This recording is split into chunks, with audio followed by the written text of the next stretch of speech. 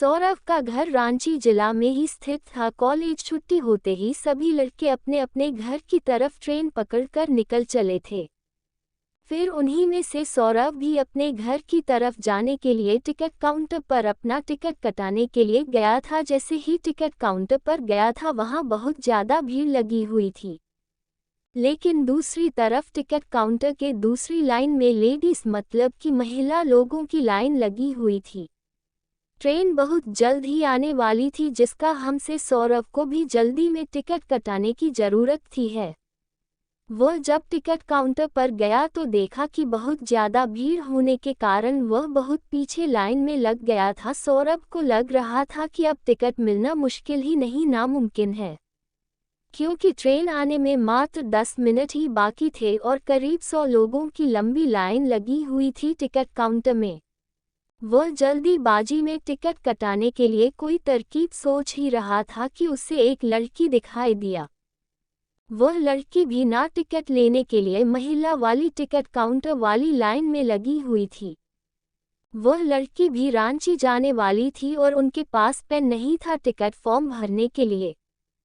ऐसे में सौरव के ऊपरी पॉकेट में कलम देखकर वह लड़की कहती है कि कृपया मुझे थोड़ा सा कलम दीजिएगा, मुझे भी फॉर्म भरना है टिकट खरीदने के लिए।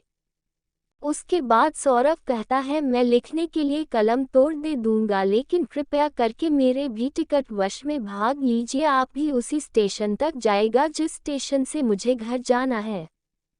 तभी वह लड़की पूछती है कि आपको कौन सा स्टेशन पर जाना है।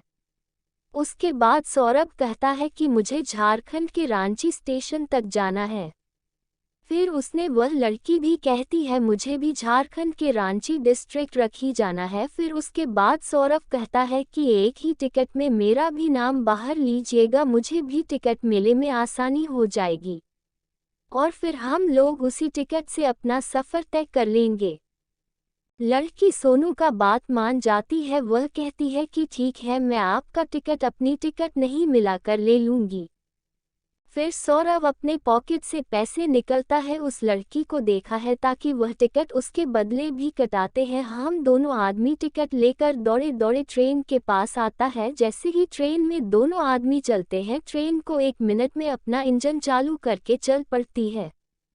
हम सांवरा और वह लड़की दोनों चैन की सांस लेते हैं और दोनों आमने सामने वाली सीट में बैठकर बातें करने लगते हैं। हावड़ा स्टेशन से रांची स्टेशन जाने के लिए करीब 8 से 9 घंटे लगते हैं और वह भी यह सफ़र रात का सफ़र होता है। वही वहाँ से ट्रेन है रात में ही चलती है। ऐसे में दोनों को बातचीत करने के लिए मौका मिल जाता है। दोनों अपनी अपनी सीट पर बैठकर दोनों एक दूसरे से बातचीत करना शुरू कर देते हैं। गाड़ी चलते ही थोड़ी देर होने के बाद वह लड़की कहती है कि मुझे खाना खाना है, मुझे भूख लगी है। तभी सारा कहता है जी ठीक है, आप खा लीजिए, मैं बाद में खा लूँगा, मुझे अभी भूख नहीं लगी है। इतना सुनते ही वह लड़की भी कहती है कि जब आप खाएगा तो ही मैं खाऊंगी। कभी सौरभ पूछता है क्या ऐसी क्या बात है कि जब भी मैं खा लूँगा तू ही तुम खाएगी ही। तभी वह लड़की कहती है कि हम दोनों साथ में जा रहे हैं, मैं अकेले खाऊंगी मुझे अच्छा नहीं लगेगा, इस कारण से मैं जब आप खाएगा तू ही नहीं खाऊंगी। दोनों में बातचीत शुरू हो जाती है और उस लड़की का नाम पूछता है। वह लड़की अपना नाम शोभा बताते हैं। तभी वह लड़की कहती है कि मुझे तो आपका नाम पहले से ही पता है। उसके बाद सौरभ कहता है कि आपको मेरा नाम कैसे पता चला है। तुम ही शोभा कहती है कि आपने अपना नाम और उम्र टिकट बनाते समय बताया था और वह टिकट अभी भी मेरे पास ही है, इसी कारण से मुझे आपका नाम पता है। अभी सौरभ कहते हैं कि मुझे तो ये पता भी नहीं है, आपको मेरा नाम भी पता होगा।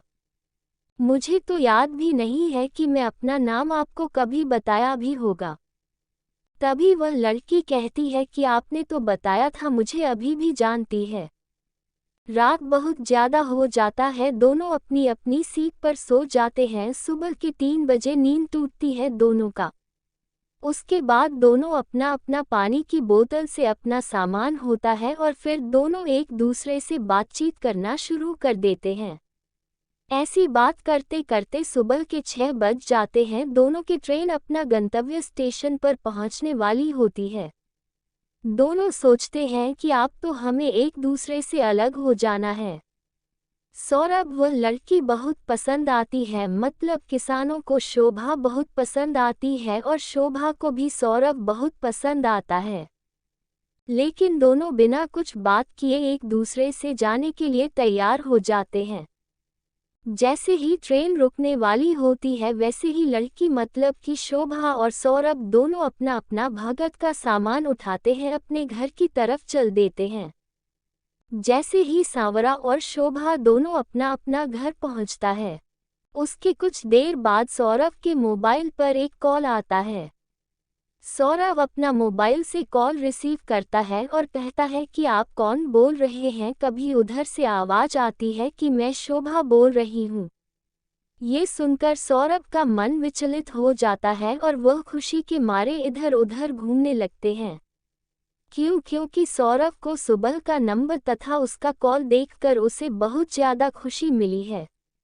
तभी सुबह मोबाइल पर कहती है कि आपने अपना घर पहुंच लिया है। तभी सौरभ करता है कि हाँ, मैं 1 घंटा पहले ही अपना घर पहुंच चुका हूँ।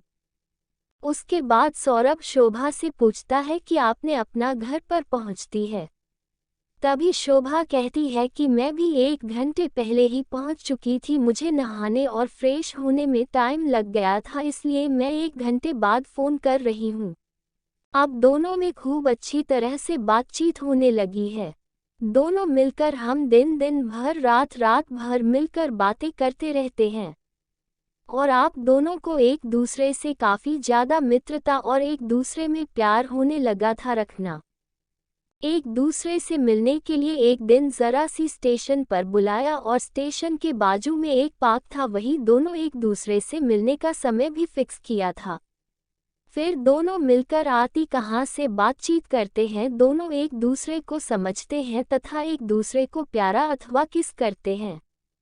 उसके बाद दोनों अपनी शादी के लिए अपने अपने घर वाले को कहते हैं। घर वाले दोनों के घर वाले से बातचीत करते हैं और शादी के लिए राजी हो जाते हैं।